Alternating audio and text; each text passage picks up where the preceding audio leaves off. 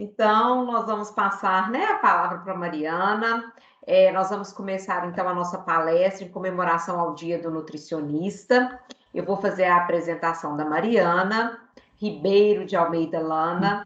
Ela é nutricionista materno-infantil, pós-graduada em Nutrição Humana e Saúde pela UFLA, especialista em Gestão da Atenção Primária pelo SENAC-SES, mestre em transtornos alimentares, saúde da criança e do adolescente pelo UFMG, doutora pelo Projeto Nacional Fatores de Risco Cardiovascular em Escolares, Ministério da Saúde, UFMG, professora universitária do Centro Universitário Estácio de Sá, BH, e de pós-graduação IPMED e Plenitude. Atua em consultório e criadora do curso Nutri Mãe Filho.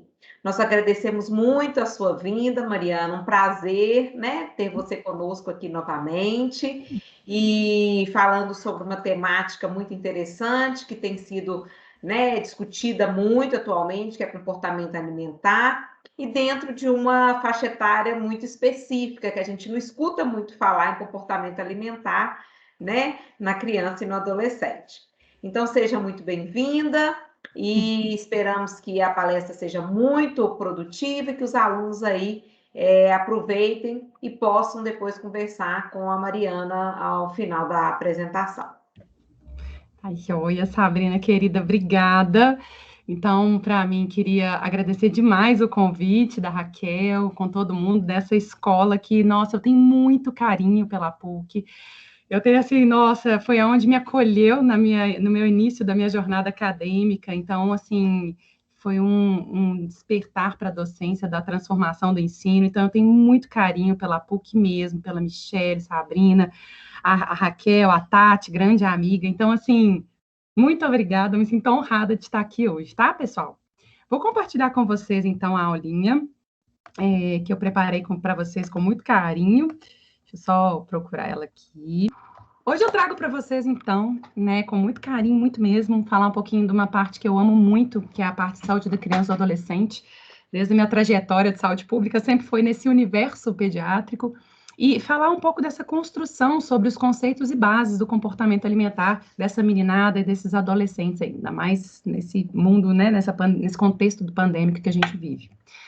Olha só, pessoal, eu sou a Mari Lana, não sou muito mais do que qualquer formação, eu sou mãe, sou uma, né, assim, uma pessoa que acredita mesmo na transformação pelo ser humano, pelo conhecimento, então eu acho que cada um, e agradeço muito esse momento, mais uma vez, de estar aqui podendo compartilhar um pouquinho com vocês, tá? Vamos falar um pouquinho, então, sobre o desenvolvimento neurobiológico infantil. Olha só, moçada, muita gente fala sobre o conhecimento morfofuncional do sistema nervoso das crianças, né, quando você pensa e desenvolvimento neurobiológico, logo vem aí a fala, a discussão sobre essa questão das estruturas motoras, né, a resposta neuromotora, mas eu, Mari, assim, vivendo, tem 16 anos que eu trabalho com materno-infantil, em todos os setores que eu já trabalhei na vida, eu percebo que ainda há uma falha muito grande no sentido da nutrição, né? Vamos falar da nutrição, no desenvolvimento neurobiológico da nutrição, né? Foi interessante, Sabrina falando mesmo, que não é muito comum falar do comportamento alimentar infantil, né? Engraçado porque é ali que começa tudo. Então, hoje, com muito carinho, eu queria compartilhar esse conhecimento. A gente sabe que todos os reflexos fisiológicos, né, dentro do conceito do controle de gestão de alimentos, se iniciam no recém-nascido. Então, recém-nascido, desde os 3 meses aí, já mostra bastante, desde o nascimento, né? Já, na verdade, no nascimento, ele já se constitui bastante a percepção anatômica daquele cérebro daquela criança, né? Onde eu já começo a ter um estímulo do mundo externo. Quem gosta dessa área, estuda um pouco o esterogestação, né? Que é um conceito que a gente trabalha nesses 3 meses, né? Onde a criança vai sendo estimulada. Pois bem, com 3 meses, já estabelece uma linha divisória, onde a criança já tem um desenvolvimento da estrutura psíquica e desenvolvendo a estrutura emocional. Sim, anatomicamente é um cérebro. Eu brinco muito, assim, em aula que eu dou e no consultório, eu falo muito com as mães, ó, a criança, ela é como se fosse uma linda tela em branco. E você, os pais e todo o meio é que vão pintar aquele quadro. Então, você, com o meio que você tá, você vai estimulando aquela criança e vai construindo aqueles circuitos centrais. E essa discussão, gente, eu que adoro, né, ler e estudar sobre isso, se Deus quiser, retomo um sonho de um pós-doutorado nisso, porque é uma coisa que eu tenho gostado muito de estudar, essa questão do neurodesenvolvimento a nível de comportamento. A gente vê muito que a gente estuda isso desde a Segunda Guerra Mundial. Opa, peraí, deixa eu só... Perdão, pessoal. Vou só tirar meu WhatsApp, porque senão vai ficar batendo aqui. Não sei se descompartilhou a tela. Acho que não, né, gente? Me dá um feedback aqui. Sim, saiu. Saiu, né? Toda vez o Teams que a gente minimiza, ele descompartilha. Mas eu achei importante, senão toda hora ia ficar pitando. Então, pessoal, quando a gente fala desse reflexo que a criança tem, a gente começou a aprender isso desde a Segunda Guerra Mundial, onde as crianças eram expostas a um contexto de guerra. E como que o cérebro dessas crianças no futuro foram observados que eram crianças às vezes mais tristes, né? Um adulto, na verdade, mais pessimista, mais triste, por conta dos circuitos centrais que na primeira infância foram criados. Mas vamos falar um pouco mais sobre isso lá na frente. Olha só. A criança, então, ela é um indivíduo somatosensorial. Ele depende inteiramente dependente de toda a manutenção, né, da sua vitalidade, independente do meio que o cerca. Por isso que é importante que os cuidados essenciais sejam feitos de uma maneira afetuosa, por conta das conexões que ele vai estabelecer nesses primeiros anos de vida.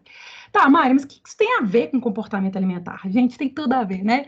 Tem tudo a ver porque a gente está construindo um adulto. Eu acho muito legal, acho sensacional quando a gente percebe que nós somos reflexo de quem a gente foi criado, né, desde a nossa infância.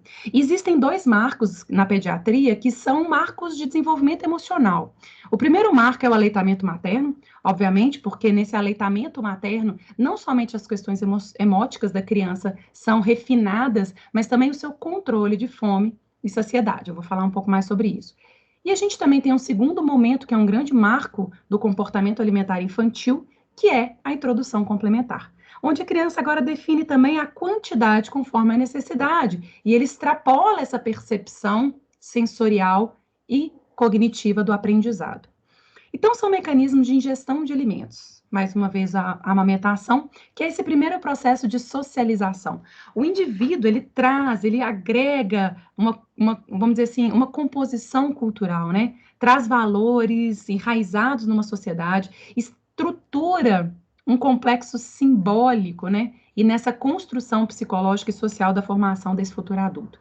É tão impressionante o poder de uma amamentação, gente, que hoje no consultório uma criança... eu sempre conto muito caso, quem foi meu aluno já sabe, é muito caso que eu conto, mas é porque é a vida de consultório, assim, de atendimento. Hoje uma mãe de 2 anos e 4 meses, eu nunca vi isso, mas a criança...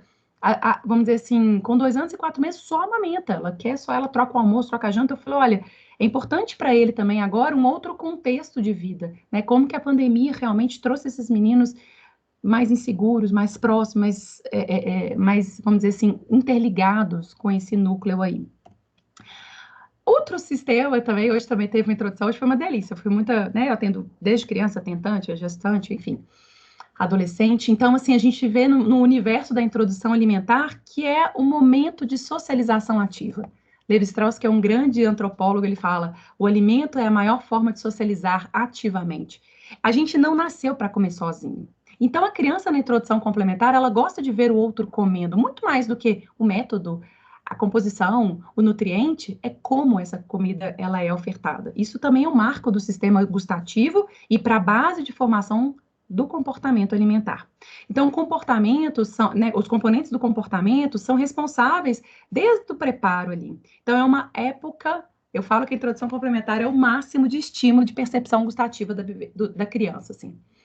Ela sai do mundo, é muito engraçado, né? Ela sai de 6 meses, a vida inteira, lá um trem líquido, branco, de uma cor, de um sabor, de um mesmo cheiro. Ele faz 6 meses, no outro dia já tem uma fruta, que ele nunca entende aquilo na vida, começa a comer uma papinha, ou seja, uma papinha, um arroz, ou uma batata, enfim, começa a comer um monte de coisa com outras texturas, outros sabores, outro cheiro, ele fala, Jesus, o que é isso? O que aconteceu comigo que eu perdi essa habilidade aí? Então é muito bonito a gente ver o desenvolvimento pediátrico, o desenvolvimento não só fisiológico, mas emótico dessa criança nessa inter-relação da introdução alimentar.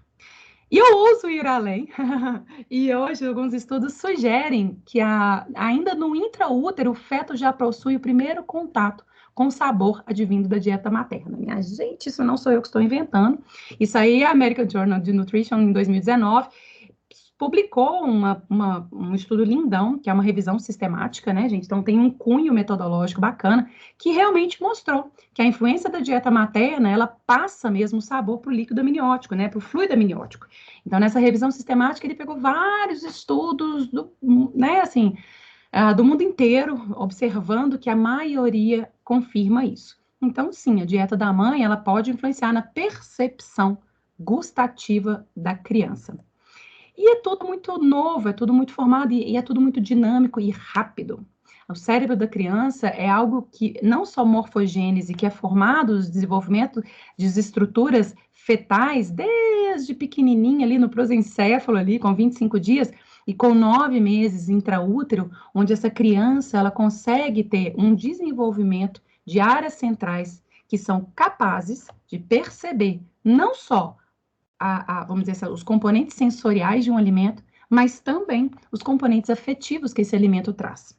Então, gente, o paladar que se inicia intraútero, eu acredito atualmente, refina-se ao longo da infância e adolescência, e eu ouso dizer que vai ter gente que até hoje está refinando o paladar, né, gente? Então, assim, e o paladar é uma coisa, e aí eu amo falar disso, falo muito sobre isso, assim, como que o paladar é formado, como as estruturas químicas, neuroquímicas acontecem nessa percepção do cheiro, do gosto, enfim. Mas vamos centrar um pouquinho nesse desenvolvimento neurobiológico, como eu falei no primeiro slide. Existe hoje alguns estudos que mostram que os mapas arquitetônicos, né, onde é o estímulo central, ele é amplamente multiplicado, desde a infância até a adolescência, onde eu vou modificando áreas centrais que não são que não tem tanta habilidade de sinapse. É como que eu já fosse colorindo tanto quadro, como eu brinquei com vocês lá atrás, e já não vai tendo tanto espaço, assim, a gente pode até colorir mais um pouquinho, misturar uma cor com a outra e etc. Então, o cérebro da criança é numa dinâmica muito grande, né? Tem um documentário muito legal no Netflix, eu sempre passo também para meus alunos, chama O Começo da Vida, onde mostra exatamente a quantidade de sinapse que uma criança faz. E tá, tudo vai fazer sentido quando vocês entenderem que a criança ela é um ser altamente cognitivo de aprendizado. O cérebro de uma criança, ela tem o que a gente chama, né, não só o cérebro de uma criança, mas nós adultos também temos os neurônios espelho.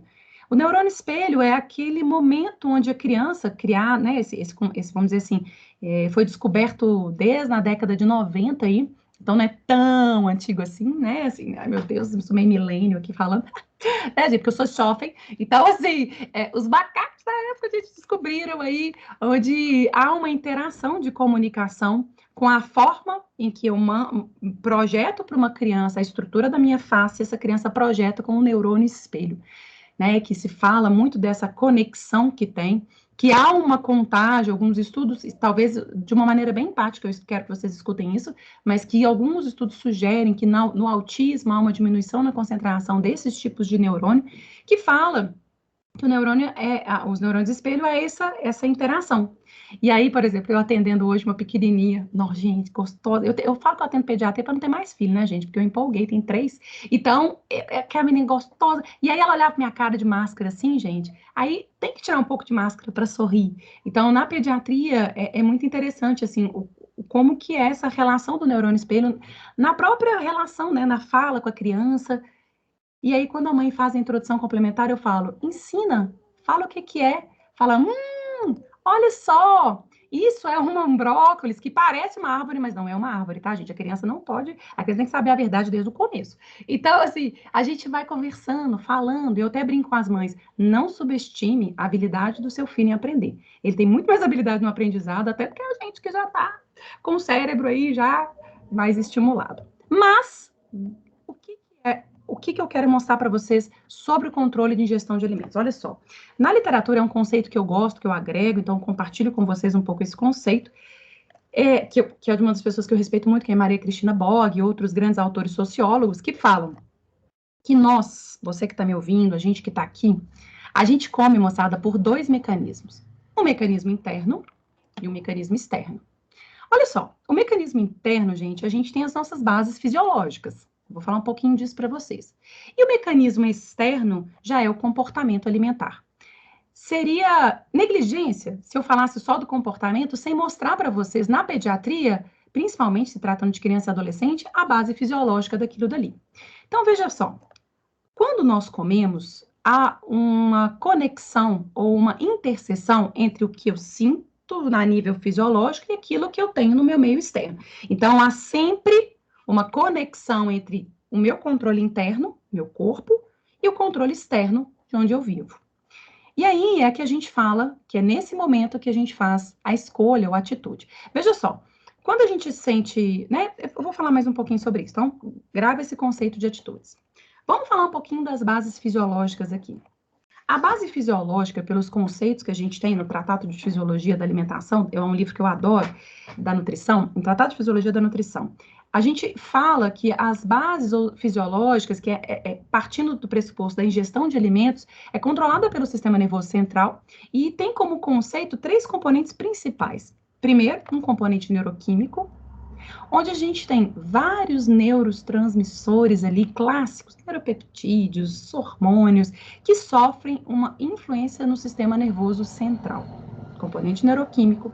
Segundo componente, moçada, resposta fisiológica periférica a eventos metabólicos. O que é isso? Olha só. Quando a gente tem algum efeito de absorção de nutriente ou utilização, ou eu preciso ter mais reserva no meu corpo, enfim, o nosso hipotálamo ali, no nosso sistema nervoso, ele fala, ó, Mariana precisa reservar um pouquinho mais, ou Mariana precisa gastar um pouco mais, ó, então estimula a fome, opa, estimula a saciedade, enfim. Ele faz essa, eu brinco da dança, né, da dança da comida, assim, né, ele faz essa relação entre fome, saciedade, percepção, opa, ela tá doente, não tá? Então, são relações da fisiologia periférica e eventos metabólicos.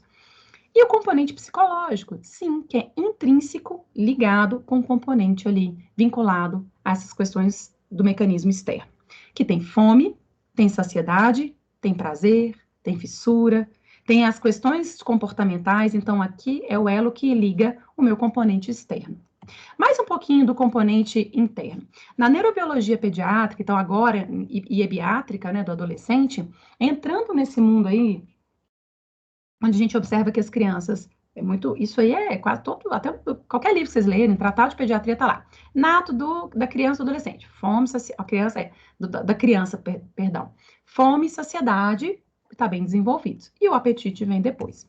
Então, olha só, o peso corporal é um complexo sistema que vai controlar esse gasto energético. Então, esses eventos metabólicos, né? Então, o cérebro vai perceber aquele componente neuroquímico, onde eu falei para vocês, ou neuronais, hormonais, para ter vamos dizer assim, uma resposta reguladora nessa homeostase energética, nesse controle energético. Ó, eu preciso de mais energia, menos energia, mais energia. E aí, moçada, o sistema é centrado no hipotálamo e no tronco cerebral, que tem essas conexões que a gente fala que são recíprocas, né? Vai uma mensagem, volta outra, e isso na criança ainda estão sendo desenvolvidas essa resposta. Então, tudo é mediado pelo hipotálamo. Eu falo mais uma vez que ele é o grande maestro ali, que vai mais, diminui esse hormônio, aumenta esse peptídeo, diminui esse peptídeo, opa, aumenta a leptina, opa, agora é grelina, e ele vai fazendo essa dança dos hormônios que deixa a gente super bem aí ao longo da vida. Então, na infância, moçada, olha só, é muito bem, então, estimulado a fome, a saciedade e o apetite. Quando eu falo da fome, né, eu vou falar um pouquinho da fome e a saciedade, é um controle interno. Quando a gente fala do apetite, ele acontece quando ele desenvolve um sistema límbico. O que é o sistema límbico? O sistema límbico é uma área central, né, um dos sistemas do sistema nervoso central, onde ele está localizado exatamente no corpo caloso, estrategicamente sobre o sistema gustativo. Deus sabe das coisas, né, gente? Então, o sistema límbico, ele faz com que a criança comece a aprender, a tentar compreender, na verdade, a entender a inteligência emocional.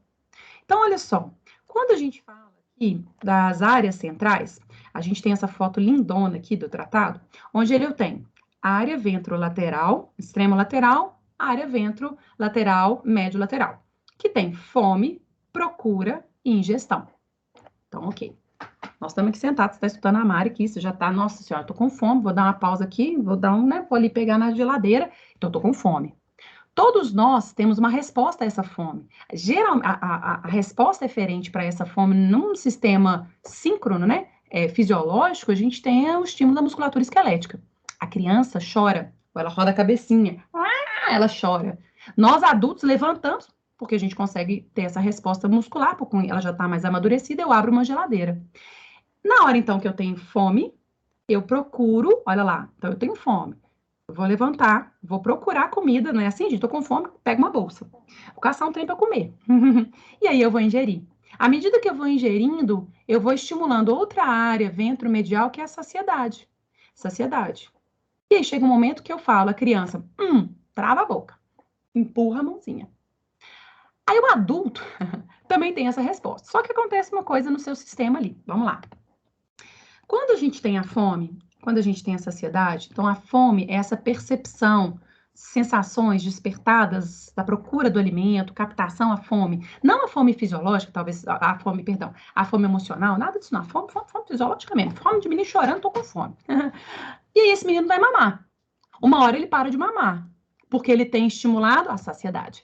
A saciedade, que é a sensação da fome, do mesmo jeito que a sua barriga ronca quando você está com fome, existem alguns estímulos fisiológicos que para o adulto depois fica imperceptível, né? Porque eu continuo, se eu tô com fome, eu vou comer um pudim, eu tô saciado, mas aquele trem tá tão bom que eu deixo passar despercebido dessa percepção de saciedade. Ah, isso aqui tá tão bom.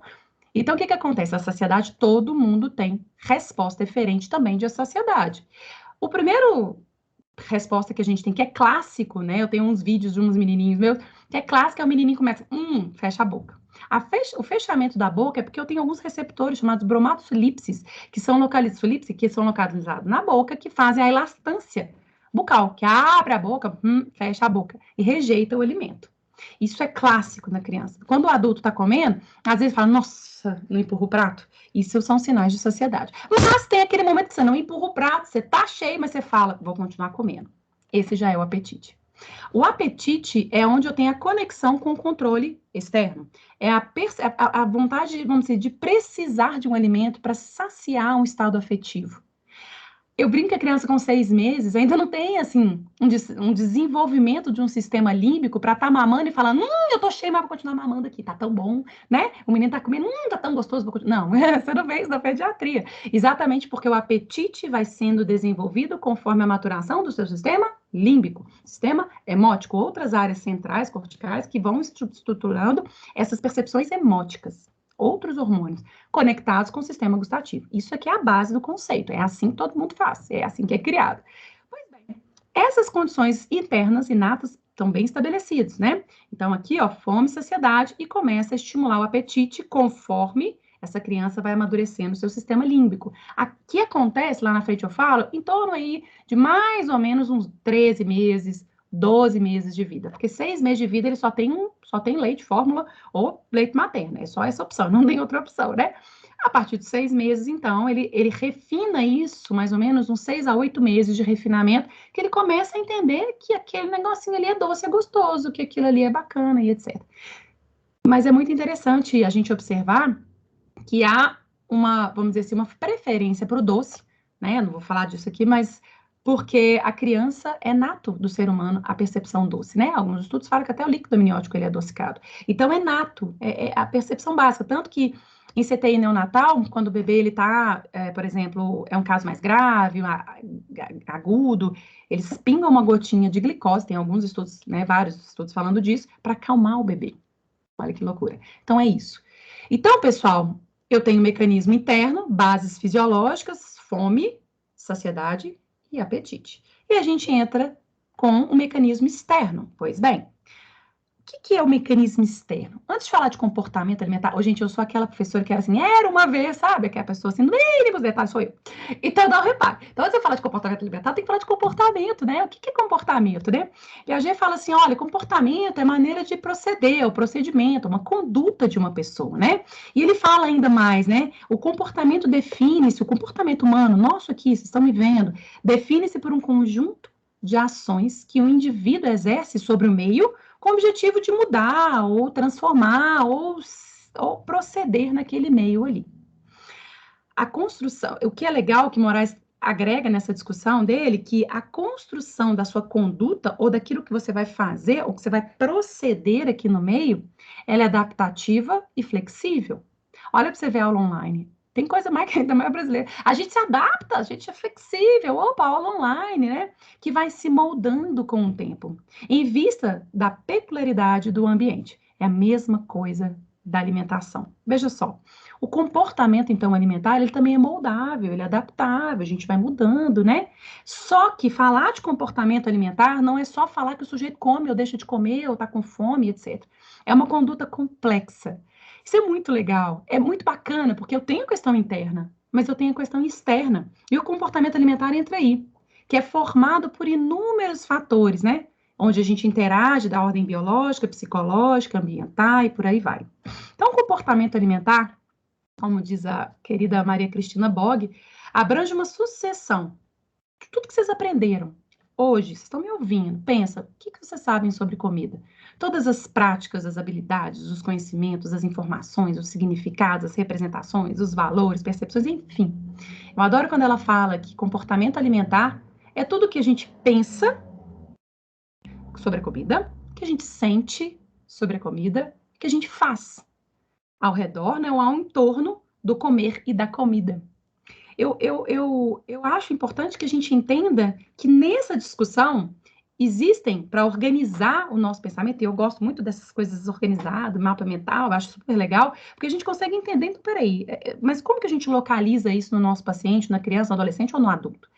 Ela traz a definição de que o comportamento alimentar ele tem 3 dimensões: a dimensão afetiva, a dimensão cognitiva e a dimensão situacional. Brevemente falar rapidinho da dimensão de cada uma. Afetiva a afetividade é tudo que vamos dizer assim, é tudo que a gente sente sobre o alimento, né? Como ela disse lá atrás, é o que eu sinto. O que eu estou sentindo sobre a comida? É aquele paciente que fala com você assim, eu não consigo parar de comer porque eu sou muito ansiosa. Então, assim, a comida tem um elo de ligação sobre a afetividade ou o sentimento que ele está trazendo. E eu que trabalho com anorexia e bulimia há tantos anos, né, gente? Desde 2007 foi o primeiro paciente que eu atendi na vida até hoje. E como aumentou os casos de transtornos alimentares, infelizmente. Mas eu vejo muito essa afetividade, esse elo da afetividade, que é essa relação intermundo e sermundo, né? Eu falo que o potencial afetivo do sujeito é quando a gente consegue ligar, a gente consegue conectar. Eu tô aqui com vocês, a gente fala sobre comida, a gente fala sobre, né, o alimento que está nos conectando, né? É uma forma de vincular. E o componente afetivo do comportamento alimentar que aborda os sentimentos. Então, o componente afetivo aqui, a gente fala do que as práticas alimentares estão te conduzindo ao seu sentimento, ou vice-versa. E aí, moçada, Santos agrega, os alimentos não são somente alimentos. Eu peço licença aqui para minhas lindas colegas aí de docência, mas a gente tem um curso ainda muito técnico. Um curso que a gente tem, e eu tive a experiência, né, assim, trabalhei 2 anos na coordenação de um curso aqui em BH, e eu vejo cada vez mais que a matriz ela vai ficando técnica. E é mesmo, porque a gente tem que saber muito sobre a comida. Não comida, o alimento. O alimento, e isso é importante. Mas a gente não sabe muito de quem come. A gente tem dificuldade de entender quem está comendo, não na perspectiva patológica, né, mas na perspectiva de ser mesmo, né? Porque o sujeito te procura simplesmente para saber, olha, meu filho não come. A mãe que fala comigo, meu filho não come, ela pensa, a comida é social. Falta de comida faz os outros morrer. O Brasil vive infelizmente, voltando aí, são dos retratos da desnutrição do mundo, né? Então, assim, ele vai morrer. É isso. O que ela tem na cabeça é que ele vai morrer. Aí quando eu falo com a mãe assim, calma, ele vai sobreviver, seu filho vai crescer, vai casar, vai estar até neto se bobear. Então vai crescer, vai ser feliz, vai ter uma vida feliz, vai dar tudo certo. É só o momento que ele está passando aqui agora. Então é isso. E a gente tem sempre a nossa memória singular, que aqui o componente afetivo é a conexão do componente interno. Tá fazendo sentido agora, moçada? Quando eu falo que o mecanismo tem uma base do desenvolvimento, quando eu falei lá atrás que eu tenho um mecanismo interno que está sendo influenciado pelo mecanismo externo. E essa memória, a gente só cria memória quando a gente estimula. A criança não consegue lembrar de uma coisa que ela não aprendeu. Hoje eu falei com uma mãe no consultório, o seu filho não vai saber se maçã é bom ou não é bom, porque ele nunca viu isso na vida. É igual de falar, né? Eu falar com vocês, bom, eu nunca comi escargot, que acho que, né? Ela falou, vamos comer um escargot aqui. Eu não sei se é bom, se é ruim, se é nada, eu não tenho memória gustativa sobre isso, como é que eu vou falar se eu gosto ou não? Então, é muito singular o momento da apresentação dos alimentos. Com isso, a gente entende que alimentar é diferente de comer. Ai, gente, se vão falar de comida, vamos falar do comer, quando eu brinco assim, né? Ninguém chega e fala assim, gente, vamos sair para alimentar uma pizza? a gente come uma pizza. Por isso que vários livros e artigos eu amo sobre a sociologia, sobre a antropologia, eles falam da comida. A comida que que liga. E a gente ainda, muito técnico no alimento. O alimento é importante? Claro, isso é indissociável profissional, isso aí é mais do que a nossa obrigação, você tem que saber. Mas vamos falar de comida? Né? Quando vocês estão ali numa prática, aprendendo sobre o ato de comer, né? A relação que você está estabelecendo ali com aquele paciente. Isso é muito importante levar. Eu falei hoje no consultório com a mamãe, falou, olha, um dos lugares, eu falo que a cozinha é uma faculdade de processos cognitivos para uma criança. Porque ali ela interage sobre aprendizado. Eu falei com ele assim, uma massa de biscoito pode virar uma massinha. Uma BT, eu faço também, que tem crianças com alteração de processamento sensorial, autistas, T21, né, e outras síndromes, e aí eu levo a beterraba e falo, vamos pintar com a beterraba, olha como é que é a cor do alimento. Então, são processos de conexão com aquele, além do alimento, com o ato de comer. Então, é interessante que a gente entenda que Levi-Strauss fala também que a gente hoje vive na nossa sociedade contemporânea nessa dimensão afetiva, que é uma das 3 dimensões, a perda do laço afetivo e social. A gente hoje não tem tempo. O Jorge, que é esse autor, Pimenta, ele é um sociólogo, psicanalista, trabalhava lá no HC, ele falava muito isso. Há uma perda nas relações humanas, né? A gente sempre vai à mesa com ritual simbólico, né? Eu adoro falar disso, assim, a gente tem o lugar do pai, o lugar da mãe, o lugar do irmão, o lugar do outro irmão, o lugar... se você trocar de lugar, então o pai fica... Hoje não. Hoje a gente extrapola isso, né? Hoje o alimento, como de Santos, sai da comida para fazer papel, né, representação simbólica em algum lugar. Ele tem que socializar com aquele alimento. Nós não nascemos para comer sozinhos. Vários estudos mostram até que assim, os idosos, assim, né, que há uma perda, vamos dizer assim, uma desnutrição muito mais aguda quando eles comem sozinhos. Perde o apetite. A gente nasceu para comer junto. Então, quando a gente come sozinho no quarto, a gente tem que criar um simbolismo daquilo ali. Ele extrapola esse mundo. Então, a globalização, o acesso à mídia, a gente hoje vive, querendo ou não, moçada, com muito carinho, eu falo assim, e com muito respeito, não sei como vocês vão ouvir isso, mas eu acho que a gente vive uma ditadura mesmo da alimentação saudável, onde a gente tem que comer aquilo. E eu falo, o alimento, a criança precisa experimentar, ela precisa comer de tudo. Tem menino que chega no meu consultório e fala, não, ele nunca experimentou nada na vida, agora ele está recusando qualquer coisa. Eu falei, alguma vez ele já experimentou brigadeiro? Não, e na festinha eu levava marmita de brigadeiro de batata doce. Eu falei, gata, o momento é ali social, e ele é importante para a criança. Ele tem que ser respeitado. Nós temos que respeitar a nossa competência de componente afetivo no padrão do mecanismo externo, influenciando nos nossos comportamentos, tá? Então, existem as tradições alimentares, as percepções gustativas, e que as tradições marcam fidelização das gerações, né? Quem aqui não come uma coisa porque aprendeu da mãe, porque a mãe te ensinou, porque aprendeu da avó. Então, ela é transgeracional. Eu acho, assim, principalmente a obesidade, a infantil, principalmente, que é mais grave, assim, ela é uma fidelização de uma herança obesa. Quem aqui, não sei se alguém aqui já atendeu criança, mas quantas vezes eu escuto no meu consultório, eu tenho de mais centenas de meninas que falam, eu sou gordinho, a minha mãe também é gordinha. A mãe dela também é gordinha, a minha família toda é gordinha. É constatação de herança, né? Então, há uma tradição daquilo dali que a gente tem que pedir licença para entrar. Uma vez um adolescente falou comigo assim, doutora, eu sou fofinho. Não é gordinho, sou fofinho, porque gordinho é pejorativo, obviamente. Eu sou fofinho. Eu falei, a minha mãe é fofinha, a minha avó é fofinha. Se eu emagrecer, o que eu vou ser? Aí você fala com ele, você vai ser magrinho, aí todo mundo fofinho, você não. Então, assim, entende? Então, assim, há um elo de ligação do afeto do alimento que perpassa ali, que é transgeracional. E aí, gente, há essa necessidade além de fisiológica, onde eu tenho as atitudes, os valores, os significados. Eu agrego só essa discussão da dimensão afetiva, que é o principal processo de elemento de mudança elemento-chave de mudança da indução da mídia. Ou vocês acham que a Coca-Cola vende refrigerante? Gente, contar para vocês, Coca-Cola vende o quê, gente? Presta atenção, barulhinho, vocês vão lembrar. Abra a felicidade. Aí você fala, cara, eu preciso ser feliz. Deixa eu tomar Coca, né? Ai, como eu sou feliz. Então, olha aí as propagandas de a gente, né? A propaganda outro dia, o menino falou assim, ô, Tia Mari, eu quero suco tangue, porque ele dá espuminha. Eu falei com a mãe assim, mas Pega um detergente numa bacia, sopra um canudinho e vê o tanto de espuma que esse menino vai dentro. Não precisa tomar tangue pra isso. Porque já viram a propaganda? Tangue é bom, tem espuminha. Então dá aquele afeto, a espuma, isso é legal, isso é bacana, isso é divertido.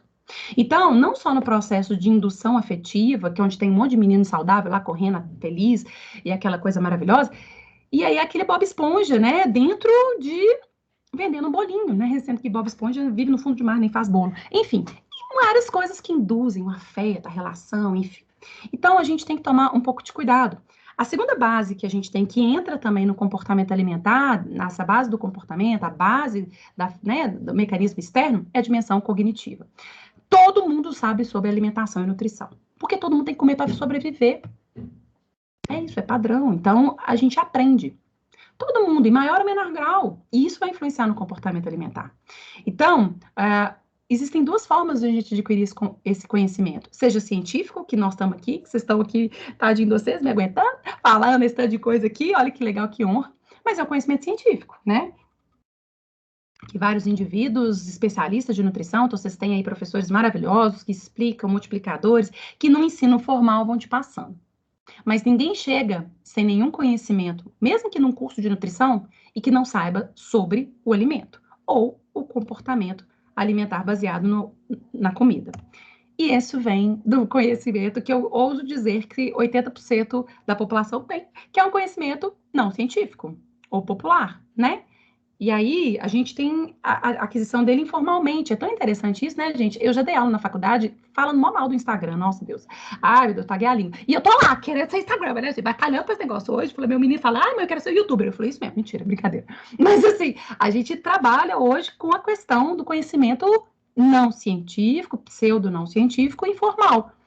Mas a gente também pode né, assim, passar um conhecimento científico, ainda que informalmente, no Instagram, e que seja outro, graças a esse mundo virtual né, que a gente está vivendo, né? Então, mas o principal, o que mais motiva ali é o resultado da transmissão de conhecimento entre gerações. Eu sempre rio, porque eu lembro sempre de algum caso, assim, tem uma cardiologista pediatra muito famosa, muito querida minha, e a gente trabalha muito junto, a gente escreve muita coisa junto, publica junto, aí ela tá assim, ela falou, ela atendendo os meninos com síndrome de Down, ela falou assim, síndrome de Down não pode tubérculos. Aí eu liguei para ela, falei, o que você falou? O que você tá falando? Da onde você viu? Porque tubérculos liberam radicais livres. Eu falei, criatura, aonde que você leu isso? Quando eu ligava para Michelle, Mia, aí, que é fera na composição de alimentos, eu falei, me fala esse negócio aí, gente, porque eu nunca li isso na vida, gente. Se alguém leu, desculpa se eu tô pagando aqui o mico, mas eu nunca vi isso. Falei com ela, me fala, por favor. Não pode. Então, os meninos com síndrome não pode tubérculos. Eu falei, Carol, isso não existe, não existe. Ela falou assim, mas só um pouquinho, só para diminuir então a ingestão, porque ela falou, porque eu aprendi isso desde menina. Eu falei, entendi.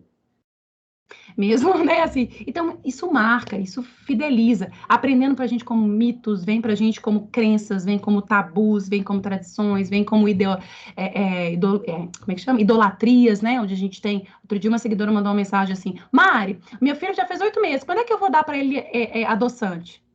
Eu falei, nunca? Se possível, nunca, vamos alimentação mais natural. Então, a gente é cada vez mais bombardeado de conhecimento sobre a nutrição, né, e sobre a alimentação, mas pouco se fala do ato de comer. Então, a cognição, em determinados graus, chega para a gente. E, por fim, não menos importante, a dimensão situacional. É o que a gente vive hoje. Eu falo que as barreiras situacionais são o que mais se opõem ou facilitam a gente mudar as nossas práticas, né? Onde eu tenho ali fatores situacionais, normas sociais e padrões, a gente tem normas sociais, a gente tem padrões, principalmente aqui no Brasil. Não se, por exemplo, uma norma social que a gente tem é que a gente não pode comer sem lavar as mãos, por exemplo. Ou, teoricamente, né, gente? A maioria a gente espera. Mas, por exemplo, uma norma cultural, você não usa, homem não usa saia, menina, enfim. São uma norma, são padrões, são regras básicas de comportamento. E essas regras básicas se orientam conforme a fase da infância e da adolescência. Onde eu tenho, aqui não vai dar para falar de cada fase, mas assim, cada fase é muito singular, né? Então, pessoal, além disso, o apoio estrutural, eu sempre falo que na mudança de comportamento alimentar, a primeira dimensão que eu trabalho é a dimensão situacional, onde eu tenho, outro dia uma me falou assim, ai, mas eu fico com tanta dó, tá levando Pringles para... Gente, o que tá acontecendo nessas merendas? Pelo amor de Deus, que esses meninos estão voltando para as aulas. É Pringles. Aí meu menino outro dia falou comigo assim, ô mãe, não, mãe, pelo amor de Deus, Eu sou o único que come fruta. Eu falei, vai continuar. Aí eu falei com ele assim, o seu colega não leva chips e te fez a influência de querer levar um chips? Ou seja, ele influenciou a mudança do seu comportamento. Aí eu falei com ele assim, então por que que você não muda o comportamento dos outros levando fruta? Ô, gente, eu não, eu valido mesmo que o menino tem condição de entender isso aí. E não foi. Foi lá, a professora falou assim, você tá levando fruta, Henrique? Que bonitinho. Aí a Betina levou a fruta, outro dia eu tava levando um suco, eu falei, tá vendo? Então a gente tem vamos dizer assim, a questão de modificar o padrão de consumo, às vezes, pelo apoio que a gente tem. Mas é claro que ele também pediu para levar um bolinho, e aí eu fiz esse combinado também. Falei, então tá, meu filho, uma vez por semana você leva esse bolinho para socializar, né? Para a pessoa não ficar excluída ali, achando que tá. Enfim, é muito importante isso. Ou seja, a gente tem a tendência de aprender a gostar dos alimentos que estão mais disponíveis para a gente, né? No ambiente onde a gente vive. Lembrando que a coerção social é um reforço positivo ou negativo, né, nas nossas práticas. Sala de cinema, quem é mãe vai me entender, tá, gente? Aquela coisa onde o balde de pipoca, o litro de refrigerante, a guloseima custa muito mais do que o ingresso. Faça como eu, gente. Compra um saco plástico, faça uma pipoca na sua casa, coloca na mochila do menino, cada menino. Eu tenho 3, pensa 6 vezes 3.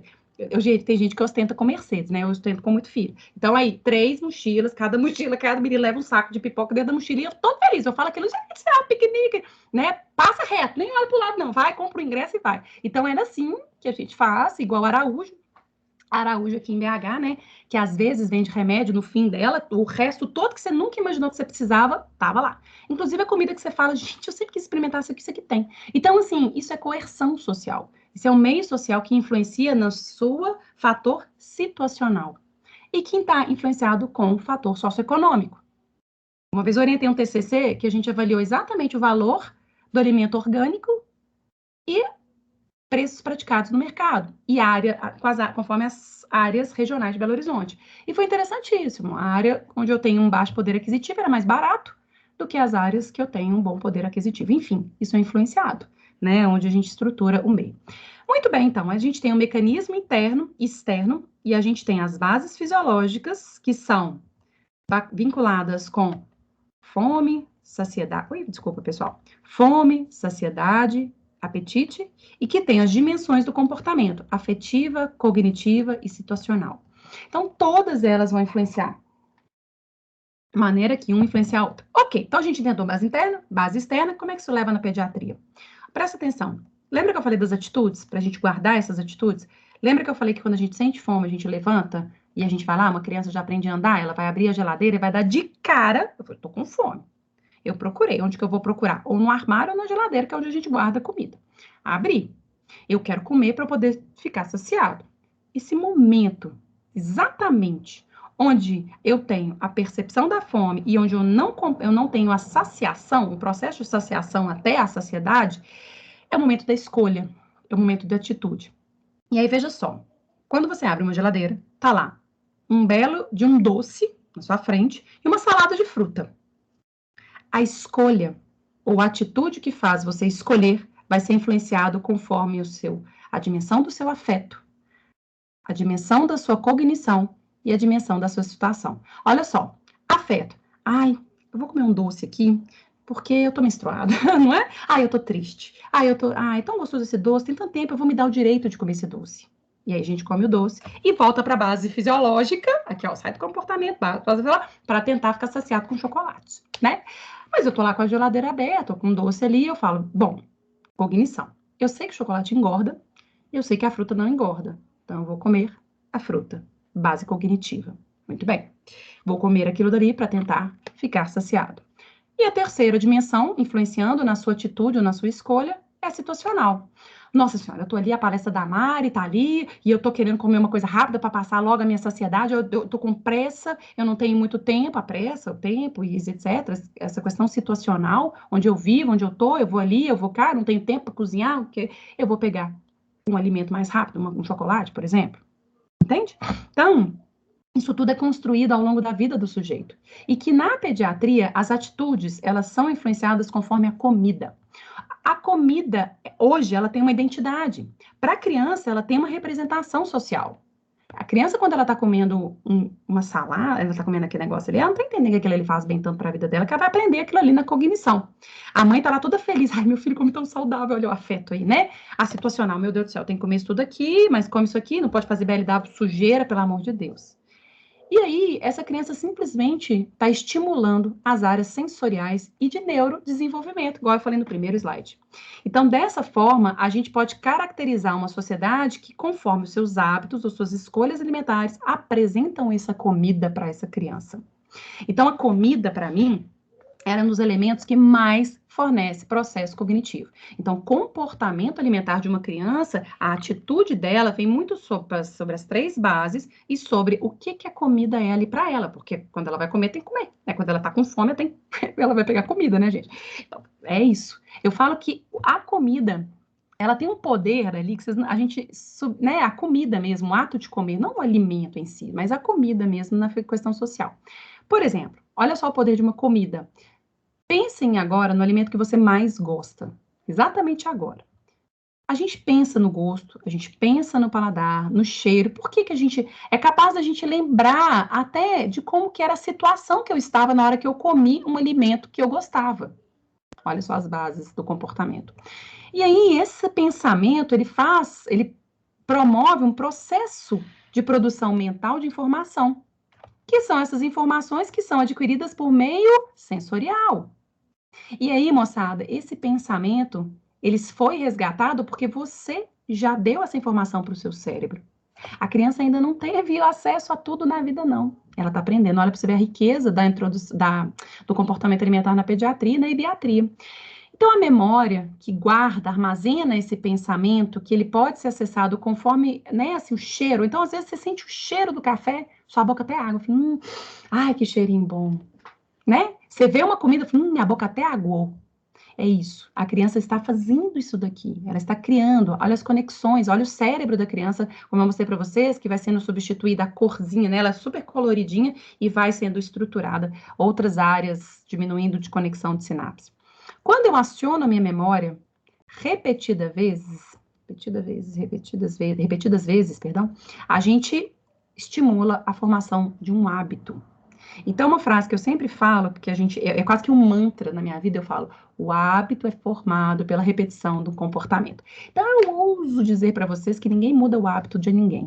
A gente interfere no comportamento. Por isso que se fala tanto de comportamento. Há muito tempo atrás, assim, sei lá, quando eu estudei, há 20 anos atrás, a gente falava, vamos mudar os hábitos alimentares. A gente não tinha muito essa discussão do comportamento. Então, hoje, a gente entende, né, junto principalmente da Marley, que trouxe, né, nutrição comportamental, ou as bases do comportamento, estudos de comportamento alimentar, que a gente vê que eu repetindo um comportamento, ele se torna um hábito. Repito um comportamento. E aí, eu, na minha paixão por isso tudo, fiz um curso até de Mindfulness, exatamente porque eu trabalho com crianças, adolescentes com transtornos, e a gente vai vendo como que o cérebro ele vai criando mensagens e ele estimula áreas sobre a percepção das dimensões. A anorexia, ela sabe muito que a comida calórica engorda. Ela cria aquele circuito central daquilo dali. Comida engorda. Ela ainda chega a falar comigo assim, eu escuto a voz falando, comida engorda, comida engorda. Porque ela estimula cada vez mais a base cognitiva, tornando aquela base um hábito. Então, esse hábito que é repetido pelo comportamento, pelo comportamento, isso, a gente é estimulado na pediatria por áreas centrais. Olha aqui o córtex gustativo, o corpo caloso logo aqui em cima com o sistema límbico. Então, o narizinho, a boca, o olho, o barulho que ele faz, o tato é exatamente estimulado para que a gente faça informações mentais, né, de percepção e tal, e guarde os registros de memória. Então, quando a formação do hábito alimentar, mas o hábito, a repetição disso, faz parte do indivíduo. Então, ele repete vários fatores, influenciado pela fome, saciedade, o apetite, a escolha ou a relação da comida. Então, a formação do hábito alimentar é a repetição de um comportamento que vem por fatores culturais. Olha como é que é difícil esse trem, gente. Olha o tanto de coisa que influencia aí. Fatores culturais que vem globalização, mídia, informação nutricional e etc. Fatores fisiológicos, como a primeira infância, puberdade e gravidez. A história do vínculo, né? Gente, esse caso de hoje é, assim, épico, assim. Se eu desse essa palestra semana passada, eu nunca teria visto esse caso. Porque, assim, a criança de 2 anos e 4 meses, a única coisa que... ele acorda de manhã, toma leite paterno. Aí ele vai almoçar, ele come 3 colheres de arroz e leite materno. Aí ele dorme 2h30, leite materno. Aí ele acorda 4 horas da manhã, 4 horas da tarde, perdão, leite materno e come um biscoito. E como que mais? biscoito e um pedaço de queijo. Aí depois ele não janta, leite materno. E aí dorme, leite materno. E aí fala, qual é o vínculo que está estabelecido? A mãe comigo no consultório assim, tô desesperada, eu já não aguento mais, é uma coisa. Então, enfim, há de se trabalhar essas relações afetivas da família e há de se relacionar exatamente para que não seja uma vivência dolorosa. Eu já tive vários casos com abusos sexuais. Ai, gente, nossa senhora, fica até, se for de causa aqui, eu fico até amanhã contando um monte de casos. Há um desamparo estrutural ou um amparo. E outra coisa que influencia no hábito para que a gente estimule, olha só, hábito, ele é formado pela repetição do comportamento alimentar. O comportamento alimentar, ele é um dos mecanismos de gestão de alimentos externo. O comportamento alimentar tem 3 dimensões. E esse comportamento alimentar que a gente estimula, ele tem o seu fator de assistência à saúde. Eu trabalhando tantos anos no SUS, né, inclusive na pediatria, foi no SUS, na saúde da criança e do adolescente, eu via isso muito, assim. Às vezes, a falta de acesso para a educação nutricional, onde a gente ensina o comportamento alimentar frente às bases internas. Então, isso é muito importante, porque o comportamento, como dito, envolve a comida. Então, eu convido vocês a falarem, estudarem a gente sobre comida. Que mais importante, qual comida que o sujeito come, o quanto ele come, é importante a gente falar como que a gente está comendo. Onde que vocês estão comendo? Com quem que vocês estão comendo? E outros aspectos subjetivos, que são socioculturais, né? Outro dia, um paciente falou comigo assim, não, eu não dou, você não vai, nossa, eu não dou fubá de jeito nenhum para paciente, coisa de pobre. Eu falei, que isso, menina? Fubá é maravilhoso. Então, assim, socioculturais econômicos, condições de estilo de vida, o poder aquisitivo. Uma paciente outro dia falou comigo assim, uma gestante, olha, você pode passar tudo da funcional, eu já até sabia, tudo trabalhado na cognição. Tudo da funcional, porque eu sigo Gabriel de Carvalho, Bruno, não sei o que lá, tará. Eu falei, misericórdia, que isso é, meu Deus do céu. Aí ela falou assim, pode, mas porque eu quero, tenho condição, eu quero seguir aquilo dali. Ótimo, né? Fator de condição de vida, o sujeito tem condição também. Ótimo, tem que ser valorizado. As questões pessoais, como família, amigo, aí vem o adolescente, né? Que eu amo adolescente. Ai, gente, adoro. Então, o adolescente, em toda a sua complexidade da adolescência, né? Que todos nós passamos, então a gente tem que ter empatia com esses meninos. Então, assim, que chega. Aí o adolescente que eu atendi com 13 anos, ele era APLV. E a mãe falou comigo assim, ele é APLV com 13 anos, e agora a gente veio a cura, eu já achava que ele tinha curado há muito tempo, mas tudo bem, curou, a PLV começou a comer um monte de coisa diferente, né? Aí no dia do aniversário dele de 13 anos, eu falei assim, olha, você vai comer pizza, que agora tá instalado a sua dessensibilização e tal. Ele foi, beleza. Comeu a pizza, e o gastro é muito amigo meu também, aqui famoso, BH, ele falou assim, você vai comer a pizza comigo, hein? Aí ele, não, vou comer com a Mariana, né? Acabou que ele comeu sozinho. Aí foi comer a pizza, aí nunca tinha comido pizza, o sonho dele era comer pizza, chegou no meu consultório, falei, e aí, como é que foi a pizza? Aí ele, normal. Eu falei, como foi normal se você nunca experimentou? Ele falou, gente, é normal falar normal, entendeu? Então, tipo assim, tem taus. Aí a gente, né, a gente vai entendendo a lógica daquilo dali, do processo de família, de amigos, de valores, questões da apreciação, preferências, é isso. Moçada, aqui, nós somos foda, o nutricionista é máximo, o nutricionista trabalha com comportamento, o comportamento do sujeito e dessa criança, bem, que é diferente do hábito alimentar, formado na infância. Então, o hábito alimentar é a repetição de um comportamento, onde a família estrutura aquilo e que a ação repetida se forma de uma maneira automática, aprendida e incorporada. E por que tudo isso? Já estou finalizando. É uma fase onde tudo começa, né? Vamos dizer assim, instala primeiro a fome, a saciedade, aí vem o apetite, aí vem o afeto, aí vem a cognição, o menino começa a aprender, né? Com 2 anos, aí, uns 18, 16 meses, o menino já fala, opa, isso, já começa a aprender, já começa a ter situações e etc., que são influenciadas. Então, eu gosto muito de programação metabólica, enfim, e são o ser, vamos dizer assim, todos nós, gente, dá licença aí, dá um beijo no ombro dos nutricionistas aí, que é a parte mais linda, o curso mais lindo do mundo. Por quê? Porque a célula do corpo humano, para crescer, precisa de substrato. E o único substrato que uma célula tem para se desenvolver é nutriente. E não se esqueçam que desde a infância até a adolescência, a multiplicação celular é intensa. Em maior ou menor grau. Tem hora que multiplica demais, um tecido, massa compactada, de massa óssea, ou células da massa óssea. Na adolescência, células do sistema nervoso central, na lactente, enfim, mas nunca deixa de multiplicar. Nós adultos fazemos isso numa velocidade muito menor. Até o adolescente, até adolescente, final da, por isso que eu amo essa área de materno infantil, porque a gente investe no futuro adulto, né? Eu investindo numa criança, no adolescente, eu estou investindo, inclusive, da minha, vamos dizer assim, na fase quando eu for senil, né? Porque eles que vão estar aqui cuidando nesse mundo. Então, eu brinco nisso, mas assim, é isso mesmo, assim, a gente vai investindo no futuro adulto, tá? Isso é caracterizado pela neuroplasticidade. Eu quis trazer isso aqui só para agregar mesmo, onde a criança ela tem circuitos, né? Vamos lá, um circuito inicial. A neuroplasticidade, moçada, é a habilidade que o cérebro tem de aprender. A criança aprende o tempo todo, desde inicial com conexões iniciais, um circuito enriquecido, olha lá as conexões entre os neurônios sendo iniciais, ó, tô aprendendo as primeiras letrinhas. Opa, já estou formulando frase. Ó, já estou entendendo que o alimento ele tem consistências e texturas diferentes. Opa, eu já estou sentindo o que é a mastigação, outros alimentos. E aí, quando a gente empobrece ou desusa, ou até um estado patológico, né, tipo uma pandemia, esse menino esquece. Então, a neuroplasticidade, que é a capacidade de fazer ligação, desfazer ligações, são consequências desse meio. Então, é conexão do sistema nervoso central com as percepções sensoriais, com tudo o que ele faz. Olha só como que é o desenvolvimento progressivo das conexões nervosas. Olha os circuitos que um recém-nascido faz. Olha ele com 3 meses, olha ele com 2 anos. A velocidade dos circuitos nervosos é cada vez mais intrincado e mais dinâmico, tá? Então, a alimentação nos 6 meses refina a fome e saciedade, amplia a percepção do cuidado, desenvolve áreas centrais e ela se segue. Além disso, há o estímulo de cor, sabor, cheiro, textura, para quê? Eu faça uma produção de pensamento, esse processo de informação de pensamento eu armazeno e eu guardo aquilo dali como memória. Toda vez que ele cheira, ele lembra, desde isso até o adolescente, tá? Então, o desenvolvimento infantil aí, ao final dos 2 meses, ele cria uma autonomia, ele adora o não. Eu falo que o não para o menino é a libertadora, assim. É como se fosse assim, a carta de alforria do menino. É quando ele fala não e a mãe fala sim pro não. Ele fala, não quero. A mãe fala, não. Não. Ah, então tá. Ele fala assim, meu Deus, como é que eu não descobri isso antes? Aí ele começa a falar não para tudo. Ele fala não para comida, que ele, não só para comida, mas ele fala não para roupa, ele fala não para o sapato. Eu sei bem o que é isso, gente. Eu criei 3 aqui, tô criando 3.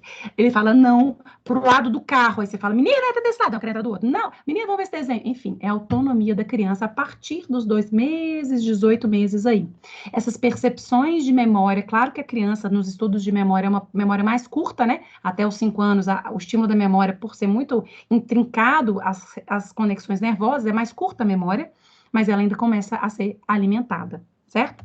Com 2 anos, então, é a fase de transição, onde a criança com 2 anos, vou passar brevemente aqui, com 2 anos, a criança, ela deixa de ganhar tanto peso, ganhar tanto, ou seja, ele não tem tanta reserva energética, o hipotálamo fala, opa, não tem tanto peso para ganhar, então não vou ter tanta fome. Aí o menino diminui a fome, consequentemente, diminui o apetite e a mãe fica doida. Então, aí, né, e tá tudo bem, viu, gente? No final vai voltar a comer. E aí, assim esperas, né? E aí o menino realmente, ele tem outras, vamos dizer assim, outras importâncias na vida dele.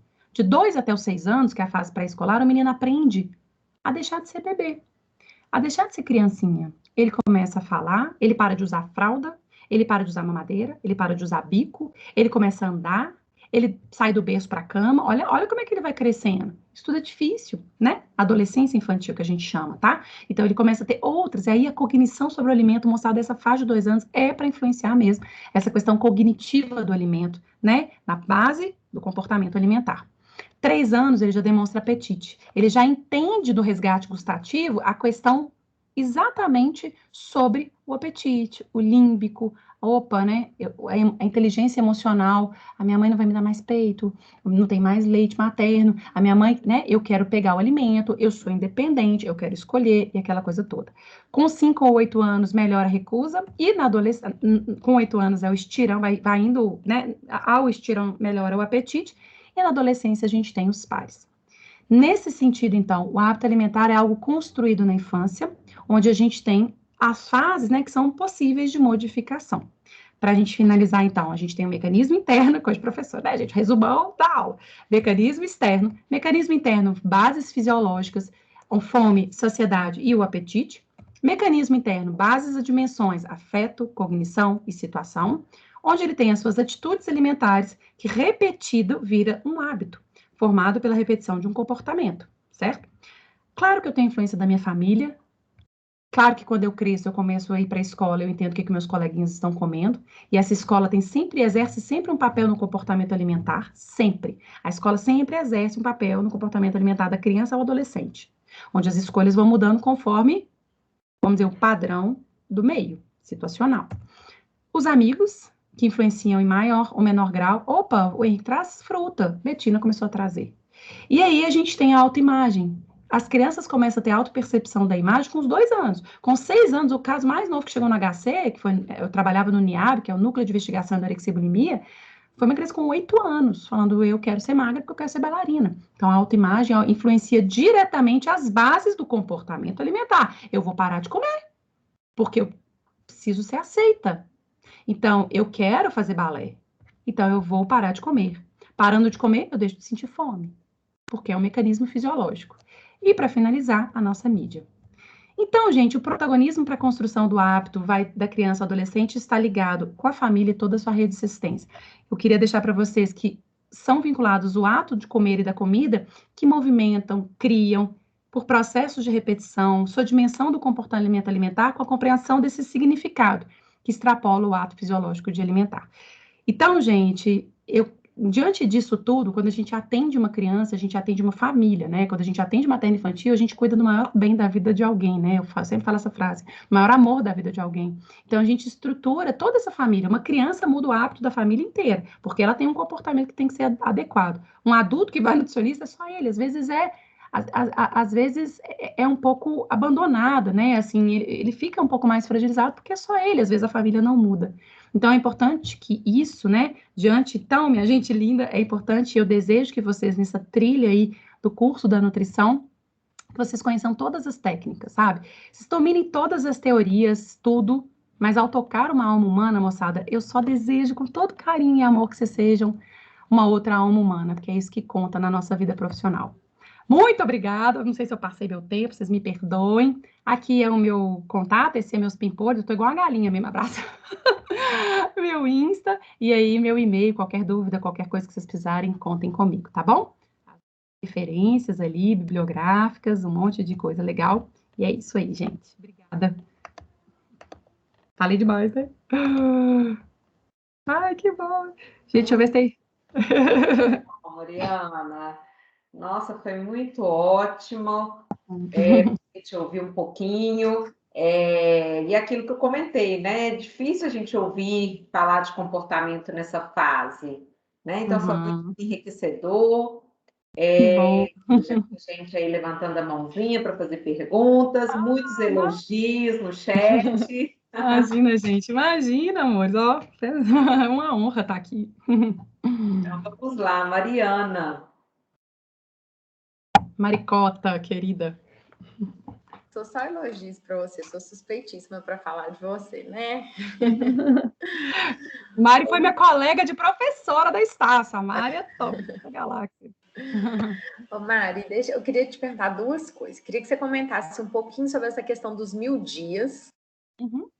E um pouquinho por que as crianças mais novinhas, quando começam a comer mesmo, elas começam a ter um pouco de aversão ao verde. Porque assim, eu vejo que as outras cores eles acabam comendo bem. Eu falo baseada no meu filho, né? E meus afilhados. O laranja come, o roxo come, mas ver o tal do verdinho, inicialmente, começa a ter essa aversão. Olha só, é o seguinte, amores, Maricota, é o seguinte. Primeiro sobre o 1000 dias, é da outra palestra, gente, que é assim, né? Esse 1000 dias, que é um conceito que foi criado desde a década de 80, são estudos que mostraram que a repercussão, vamos dizer assim, celular, né, de questão metabólica e fisiológica da criança, as células, elas são processadas de tal jeito que a gente pode ter uma repercussão na vida adulta. Só para você ter uma ideia, então, os 1000 dias é compreendido, hoje é 1100 até, né, eles agregaram mais 100 aí, daqui a pouco vai virar 3000, enfim, mas 1100, onde 100 dias antes de engravidar, são 270 dias, né, da gestação, 365 mais 365 dos 2 anos da criança. E acredita-se que nessa fase há o maior período hiperplásico que a criança Tem, sabe, Mari? Então, assim, é onde eu tenho maior multiplicação celular. E essa multiplicação celular, ela pode passar uma mensagem para outras células de um comportamento celular. Então, sim, é um período pelo qual a gente tem que investir, por exemplo, principalmente com dinâmicas associadas com problemas de doenças crônicas, né? Em Nova Zelândia tem até um instituto, que é meu sonho conhecer, que fala que as origens da doença estão desde o intraútero. Então, principalmente, por exemplo, eles estudam doenças do sistema reprodutor, onde a criança, o feto já começa a manifestar alguma mensagem diferente de uma célula para outra, essa multiplicação começa a ter uma carga assim, de memória celular para outra. Então, por exemplo, uma mãe que engravida diabética, tem estudo mostrando que a célula beta-pancreática do feto já é hiperplasiada. Na hora que ele tem um gatilho metabólico, ele já tem uma célula hiperplasiada, ele pode dar sequência. O câncer, né, Mari? É isso também, a gente tem herança. E aí, junto com a programação, a gente tem a epigenética, que é o quê? Aí, gente, licença aqui, a nutrição interferindo exatamente metilando esses DNAs ou essa carga genética para que esse sequenciamento ele possa ser interrompido. Isso é com nutrientes, com alimentação de verdade, etc. Tá, Mari? Bom, sobre a segunda pergunta, do verde, né? Eu lembro sempre do menininho que eu atendi que chamava de Gerd, o Gerdim. O verde, na verdade, não existe nenhum estudo que fala assim, o verde aciona o sistema nervoso central lá no córtex visual, que o menino que não quer a comida. Isso é exclusivamente, não é fisiológico, Mari, é exclusivamente da base externa, da questão mesmo, assim, de coerção mesmo, da população. E uma das coisas que falam no tratado de pediatria, que eles falam assim, os eventos felizes não estão associados ao verde. O verde para a criança é sempre estimulado como uma coisa que faz bem para o corpo, que faz crescer. E às vezes a criança não quer aquilo mesmo. Ele exatamente reluta porque ele fala: olha, eu quero ter uma liberdade para comer aquilo que eu gosto, aquilo que é legal, aquilo que me deixa feliz, por causa do meu sistema límbico, igual eu expliquei para vocês. Então, o verde ele começa porque ele é quase que vamos dizer assim, um estandarte ali, uma bandeira de cor sobre alimentação saudável. Então, às vezes, a criança não é que ela não queira ser saudável, é que ele exatamente fala: olha, eu não gostaria de comer essa comida com essa cor, porque isso me incomoda, o ato de eu ter que comer algo saudável, algo que você está falando que é bom.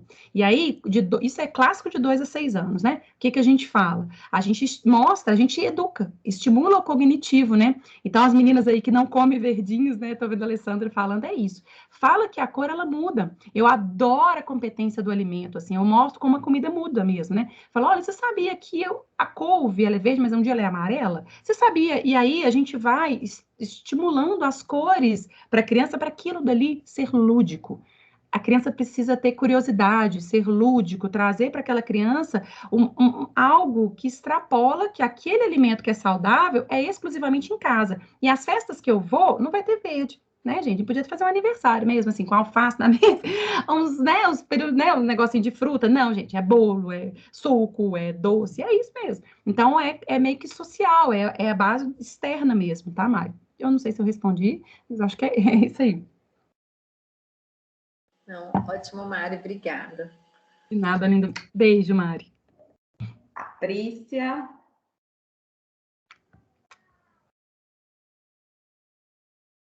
Olá, boa noite. Tudo bem?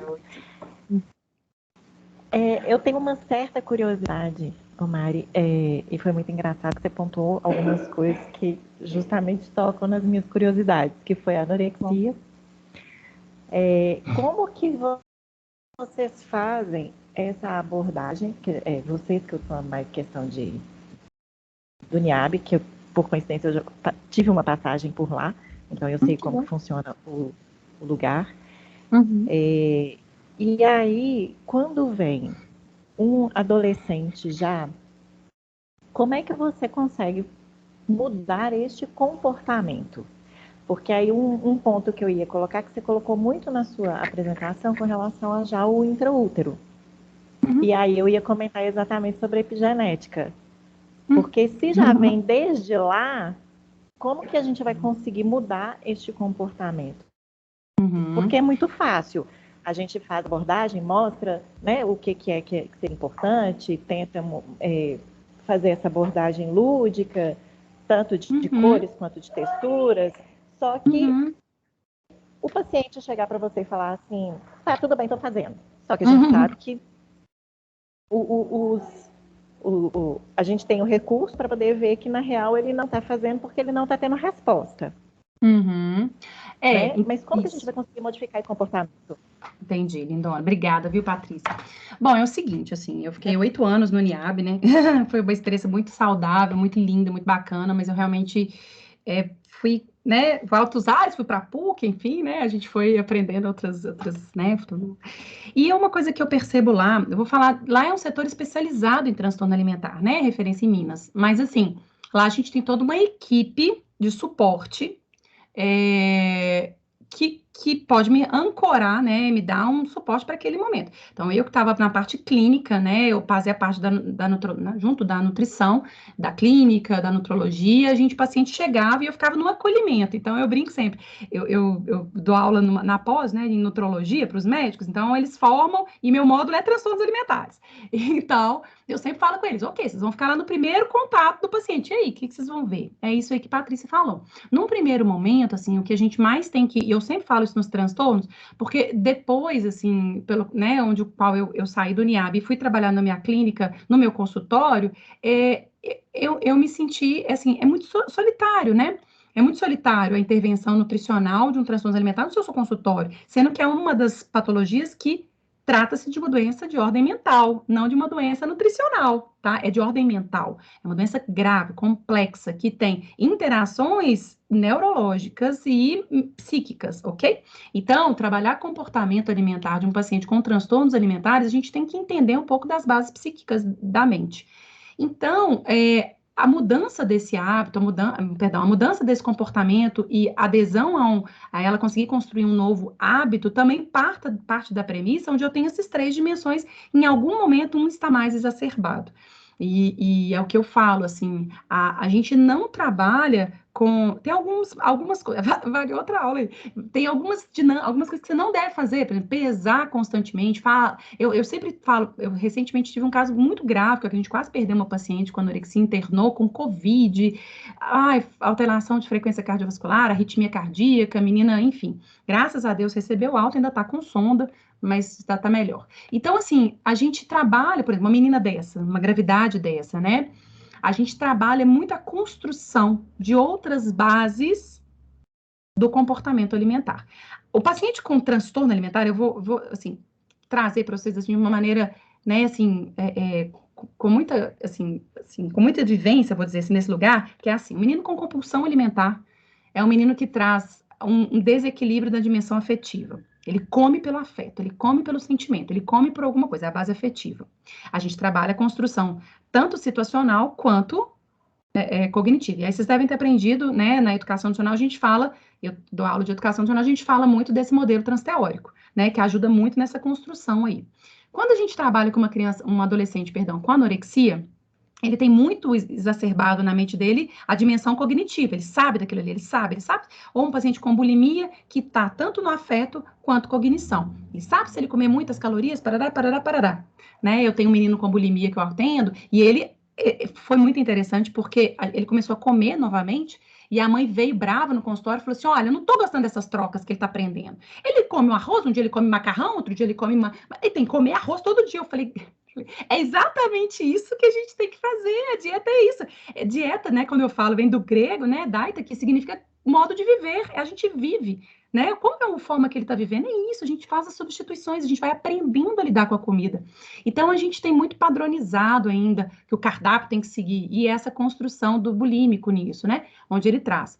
Já o paciente anoréxico, o bulímico e o compulsivo tem essas vivências. Existem outros transtornos alimentares, tá? Tem transtorno de alimentar restritivo evitativo, tem transtorno de pica, e vários transtornos que se localizam também nesse comportamento. Agora, a única forma de você conseguir mudar o comportamento junto com o paciente, a palavra que vai te fazer seguir isso chama-se vínculo. Se você não estabelecer um vínculo e posteriormente estabelecer uma transferência, aquele médico que você paga caro, mas ele não é legal, não tem um vínculo, não tem uma transferência, não adianta. O paciente, ele acaba buscando um outro lugar que ele se sinta acolhido, não que você não o acolha, né? Mas que ele precisa desse outro vínculo, tá? Então, por isso que eu falo que bom que tem muito nutricionista, que as pessoas são várias, né, diversas. Então, cada um vai naquilo que... É igual psicólogo, você vai naquilo que você... O sujeito tem o direito de encontrar que ele se identifica, né? Então, um método trabalhado em comportamento alimentar, que é a minha linha de abordagem, é trabalhando nessas 3 dimensões e estimulando sempre o vínculo, a confiança, a segurança, né? Eu estou do lado desse paciente, eu já tive paciente que estava se automutilando no quarto, uma ortoréxica, porque o pai estava gritando lá, querendo que ela... Falou, você tem que comer, você tem que comer. Ela se trancou no banheiro, pegou a gilete e começou a se cortar, me ligou. Olha a confiança, olha, gente, a responsabilidade, glória a Deus nessa hora aí, para a gente conseguir contornar isso daí. E graças a Deus ela não cometeu nenhum ato, tá bom? Mas se cortava na coxa, me ligava. Tô vendo sangue sair, tá, enfim, gente, é muito caso. Mas é isso, tá, Patrícia? É confiança. Né? Tá ótimo. Obrigada. Nada, querida. Cassiene. Primeiramente, parabéns, Mariana. Obrigada. Excelente palestra, muito rica de conhecimento. Você tem uma didática excelente, adorei. Outra coisa, o meu esposo te conhece. Ah, é mesmo? Ele é professor de gastronomia lá da Estácio, é o Renato Lobato. Lobato, que legal! Manda um abraço para ele. Gente, que chique. E agora estou aqui fazendo nutrição na PUC.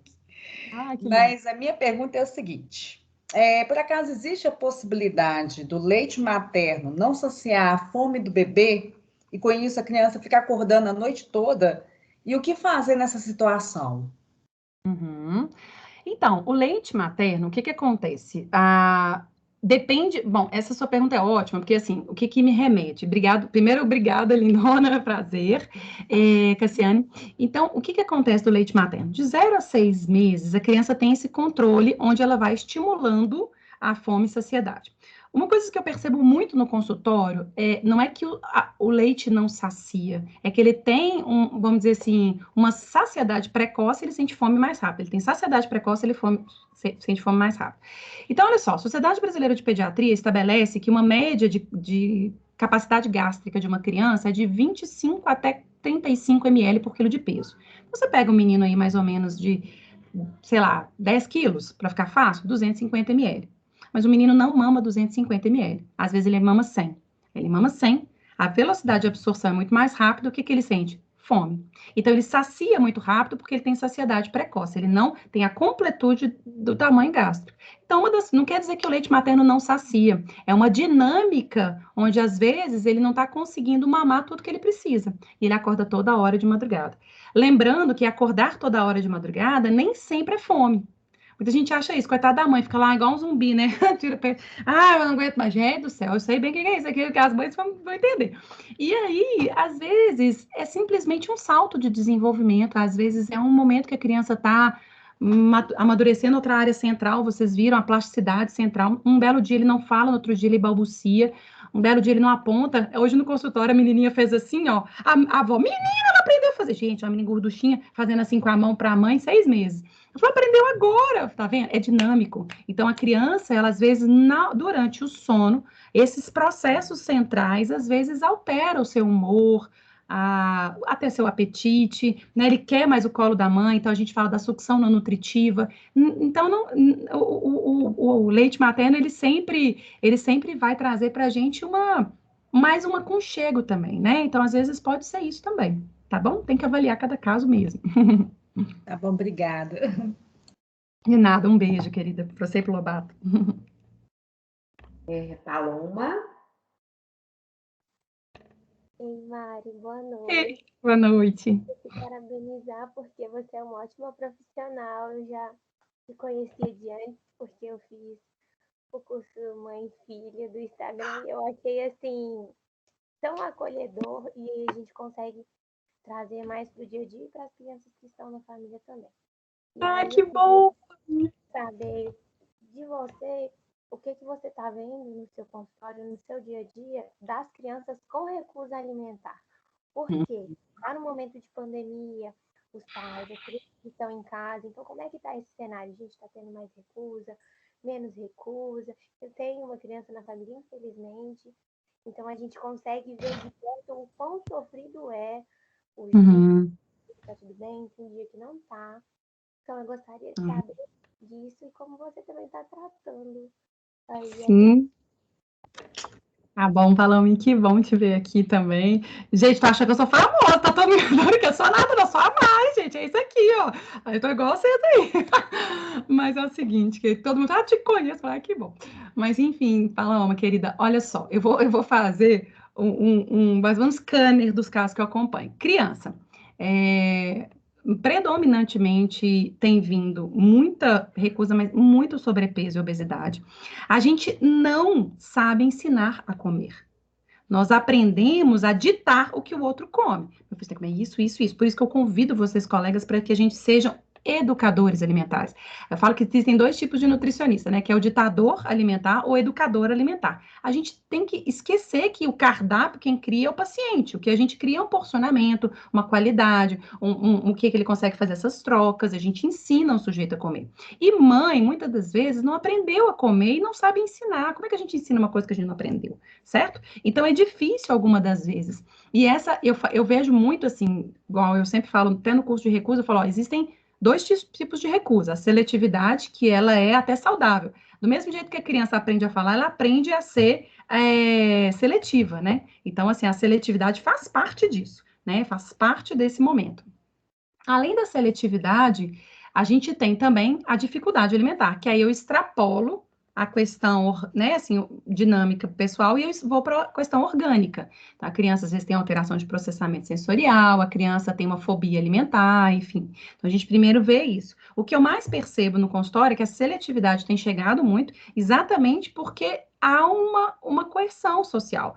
O menino tadinho, tá na pandemia. E aí, houve um aumento mesmo nos casos aí de obesidade e sobrepeso. Então, aquele menino com recusa com sobrepeso. É o que eu vejo no meu consultório. Antigamente, a gente associa muito a recusa com menino magro, né? Você fala, o menino não come, o menino desnutrido. Mas não. Muitos dos meus pacientes com sobrepeso e obesidade estão aumentando porque há uma forma de compensação. Não tem mais o alimento social. Tem um ano aí e pouco que a criança não faz o aniversário junto. A importância do aniversário é gigante. Eu tenho crianças de 3 anos com uma obesidade mórbida. Meu Deus, essa criança não está nem na curva. Né? Que eu cheguei no ponto, falei para os pais, já tem 8 meses, o menino mantendo aquela coisa toda, e aquela coisa do meio, vamos, tadinha, nossa, ela tá tão triste, tá tão ansiosa, tal, come o tempo todo, que eu falei com o pai, você precisa, eu até falei com ele, olha, eu sei que você precisa de um aval de uma pessoa técnica que vai te falar para essa criança ir para a escola, mas se eu te falar que ele precisa ir para a escola, você entende? Uma criança de 3 anos compulsiva. Eu falei, impossível, né? Assim, a gente tem que trabalhar isso. Então, eu vejo muito isso, assim, essa compensação, porque a gente não aprendeu a fazer escolhas alimentares, trocas alimentares. Então, esse é o papel do nutricionista. Então, não sejam prescritores de cardápio, sejam educadores alimentares. E adolescente, gente, de coração, em uma semana eu atendi 7 casos de anorexia, bulimia e compulsão alimentar, assim. Teve uma paciente falar comigo assim, tá difícil ter voltado para a escola, porque eu descobri que todos os meus amigos também estão com transtorno. Eu falei, como assim? Tem a minha amiga que tá vomitando, tem a minha amiga que tá contando caloria, e meu amigo agora também tá nessa coisa de fazer muito exercício. Eu falei, então, assim, é quase que uma identidade social dos meninos, adolescentes, esse mundo. E teve uma paciente minha com anorexia, que ela começou em janeiro, por causa do TikTok.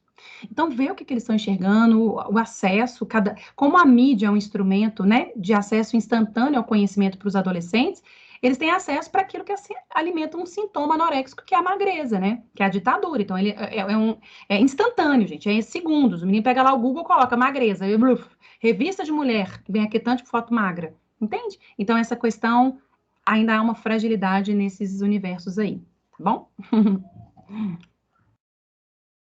Então, só para a gente fechar, a última pergunta da Elisa. Oi, Mariana, tudo bem? Oi, gente, tudo bem? Primeiro, queria te dar parabéns também, a ótima palestra. Eu fiquei muito feliz de poder assistir, saber mais sobre esse tema na aula inaugural. Eu que sou calouro e nutrição, mas por coincidência, na verdade, foi até isso que me despertou para essa área. Eu vim de um mestrado em Portugal, eu sou da área de marketing, de gestão. Legal. Uhum. E a minha pesquisa, a minha tese, né, foi na área de comportamento do consumidor infantil, que é uma área do marketing, né, que estuda os comportamentos das crianças à luz do comportamento mercadológico das crianças, enquanto consumidoras. E a minha tese, a linha de pesquisa da minha orientadora, era sobre a influência de conteúdos digitais, né, no comportamento alimentar das crianças. Porque a literatura, eu pude vivenciar isso, a literatura, já existe uma vasta literatura que comprova que os conteúdos, tanto televisivos como digitais, eles sim influenciam negativamente as crianças que são expostas a esses conteúdos de alimentos insalubres, né?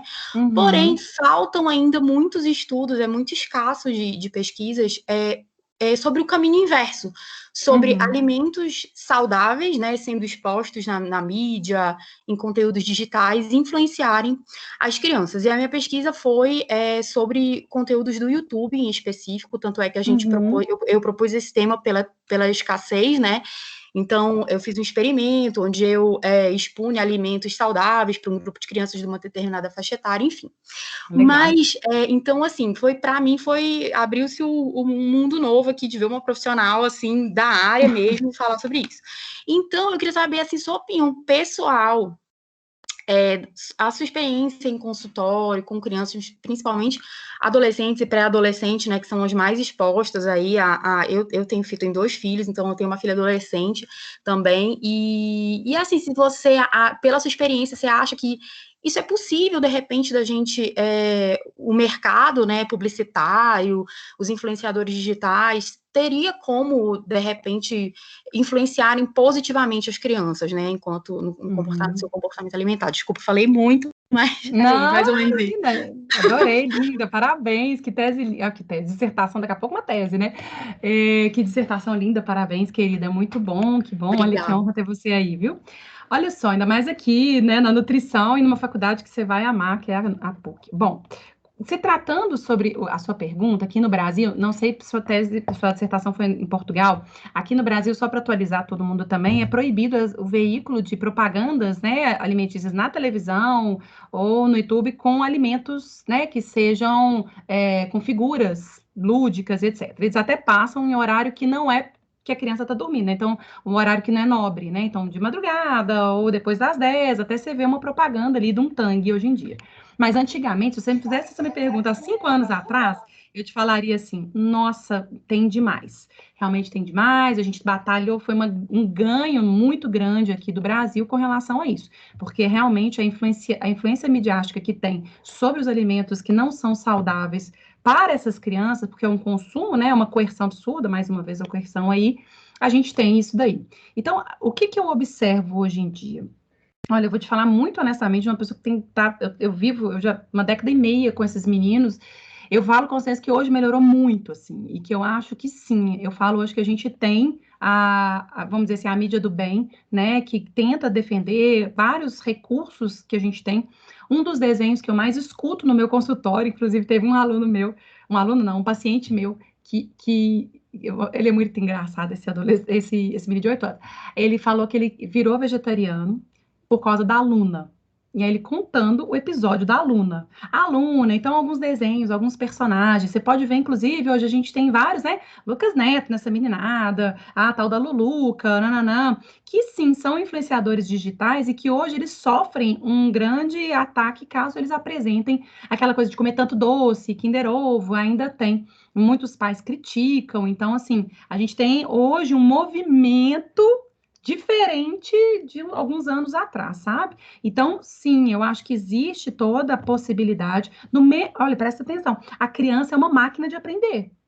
O cérebro da criança é uma máquina. Do mesmo jeito que ele aprende pro errado, ele aprende pro certo. Eu falei isso pro Henrique. Você aprendeu pro errado, também pode ensinar pro certo, aprender pro certo. Então, eu acho, sim, que seria maravilhoso se a gente tivesse oportunidade de propagandas em que realmente pudesse vincular o verdinho que a Mari Gavioli perguntou, ou alimento mais saudável.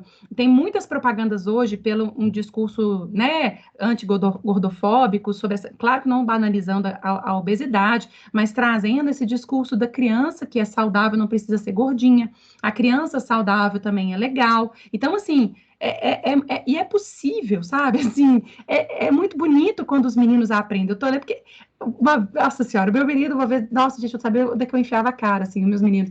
Minha mãe tinha acabado de perder o irmão de infarto, e aí, porque o coração dele bateu muito forte, minha mãe colocando sal na hora do almoço, falou, vovó, não põe sal, porque seu coração vai bater rápido, e você vai morrer igual o tio Carlos, assim, ó.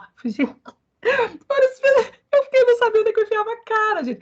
Então, assim, o menino aprende. Eles têm uma habilidade de aprendizado absurda. Então, não, por que não usar para o bem? Então, eu te convido a fazer nutrição, a seguir essa carreira e nos ajudar aí a cada vez mais difundir um conhecimento saudável através do impacto da mídia que ele tem.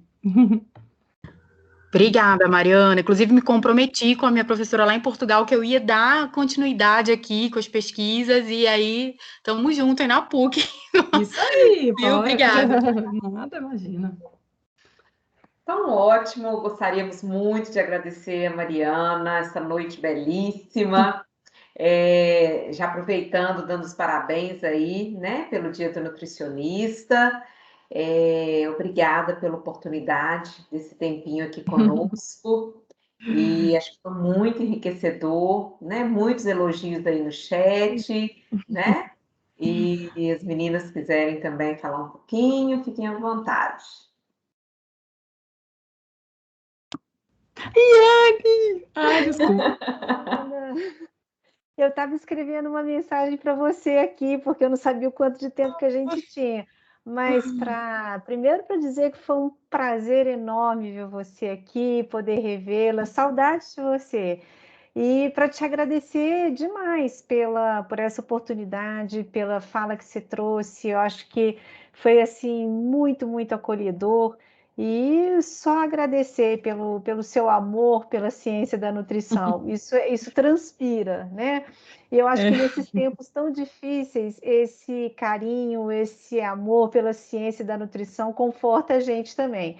Então, para te mandar um beijo muito carinhoso, te parabenizar, agradecer e dizer para você aparecer quando a gente estiver de volta no presencial, para, sei lá, para a gente apertar assim, de verdade, né? Não, vai ser um abraço, vai ser uma delícia. Nossa, com certeza, viu? Obrigada, Iane. Nossa, como eu admiro vocês, como eu gosto de vocês. Nossa, vocês não têm noção. Guardo aqui no coração quentinho mesmo a PUC. Nossa, e todas as... Como Nossa, tô até suspeita para falar. Como que eu fui acolhida.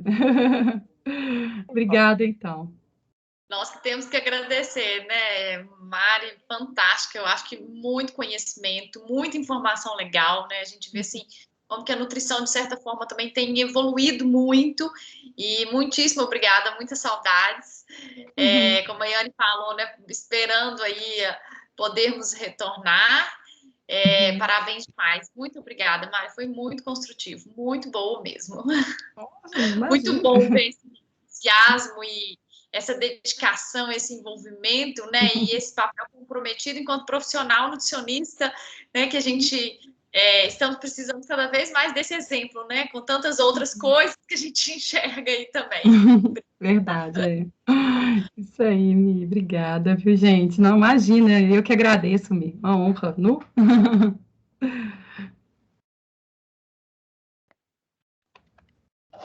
Eu também quero deixar um abraço virtual aqui, muita saudade de você, Mariana, dos meninos, né? Eu conheci o Henrique ainda quando estava amamentando, né? Já está um rapazinho, parabéns. Olha, muito obrigada pela sua presença, pelo seu brilhantismo aqui com a gente, né? Os alunos realmente ficaram encantados, não poderia ser diferente, né?